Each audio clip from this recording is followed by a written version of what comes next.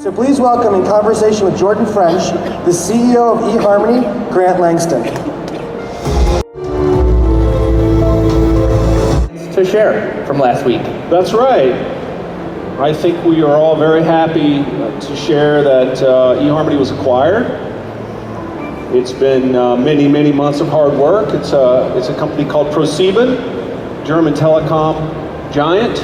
I hear a lot of people talking about personalization or artificial intelligence and how you can design a product. If you are a person who has a certain opinion about ambition and your partner doesn't share that opinion, it's the kind of thing that gnaws away at the relationship. Marriage or the relationship breaks apart. Couples that are well matched in these ways, they don't even understand sometimes why their relationship is so good. The person who is not ambitious, the other person may see them as lazy. So that's just one of the areas that I think people don't think about as being fundamental to success. Tend to not really want to be in a serious relationship. And as they move forward, as they, become 20-somethings, late 20-somethings, that increases, and then into their 30s, people just want to build a life with someone. Maybe they don't want marriage, but they want something meaningful. And so, if you think back, eHarmony's algorithms, it's machine learning and how it matches. But when we were talking earlier, there was one particular question or segment, and that was politics. Yeah. That was something that perhaps not everyone in the audience would think would be such a mega factor. Tell us a bit more about it. 3 years ago, politics did not seem to factor into online dating very much. Most people felt like if I can be matched with someone that's a good person, that's attractive, that suits me in a number of ways, I don't really care what their politics is. That was the tendency. And about 2016, that all changed. Not surprisingly, maybe. You look back 30 years, especially 50 years, they didn't have necessarily the income to make the choices that they could today. Certainly 100 years, it's been an absolute extreme contrast. What is the dating market looking like for them?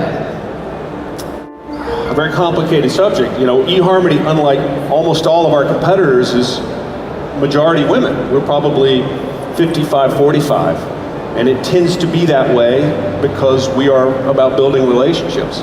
The thing that we see, and there was a great New York Times article about this about 6 months ago, that women are now graduating college at a higher rate than men, vastly higher than men, earning more money than men. Certainly they do not need men to reproduce and to have the life that they want to have. And so women are finding that the men they meet are very dissatisfying to them. Has anybody here had that experience? I think there's a lot of women who just feel like dating isn't worth it if these are the men that are out there in the marketplace. And you see a lot of women who sort of say, you know what, I'm out. They've given up. I'm giving up. I would love to have a relationship with someone, but I cannot find men who have my economic status or my opportunities. And so that is something that is a big societal problem. And of course, at its core, eHarmony is a marketplace. We just help people come together in a marketplace, and if there's not enough of a certain thing in the marketplace, we can't gin it up. So it's a real challenge for us. I think that we've just come to a place where women have a tremendous power and a tremendous success, and for whatever reason, men have not been able to keep up.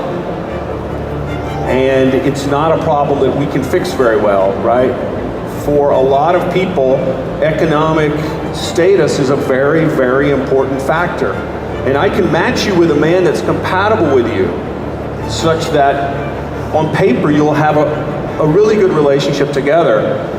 But if he is not someone who has a job that puts him in your category, a lot of women just aren't interested in meeting him, and I totally understand that. But Southern rock star out of Auburn, Alabama, rock star, I don't know about that. You still play guitar? I do play in a band, and I love music, and I came to California to play music, and I've done a lot of that. So it's something that I love, and that's important to me, yeah. And you've recently opened for a few bands out there, is that right? Yeah, I mean, I have a sort of an avocation, right? And it's something that I do with a lot of passion. It's hard to manage, frankly, life, but I have a very understanding wife, so it works out. Well, I get asked about DNA a lot, and the truth is we could do this today. This isn't an issue of can we, it's should we, and really it's an operational question. You know, I have a tough time getting people to answer 150 questions. Would they really want to swab their cheek and put it in a vial and mail it out? I'm not sure they would. Also, when you're talking to people about... Generally, Asian women do really well on dating apps. Asian men, there's quite a gap between that cohort on a gender basis. Same for black women, in particular, in relationship to black men. Can you explain why that phenomenon exists? It might exist, but these problems definitely reinforce each other. Asian women tend to have the broadest acceptable ethnic range, and therefore Asian men who have one of the most narrow ethnic ranges find they don't get enough matches, and it totally makes sense that it would be that way. Why do Asian men mostly want to date their own ethnicity? I do not know, but you have the same problem with African Americans or the black population, where the women would prefer their own ethnicity and the men have the widest acceptance of various ethnicities. So these two problems feed into each other. Thick data points it uses. This question goes to the psychology. What does psychology add to your data? And how does your AI add knowledge to the field of... For us to provide tremendous insight into what we do, because we're in such a competitive field, and we've taken, criticism. But one of the things we do is we make our data available to academics.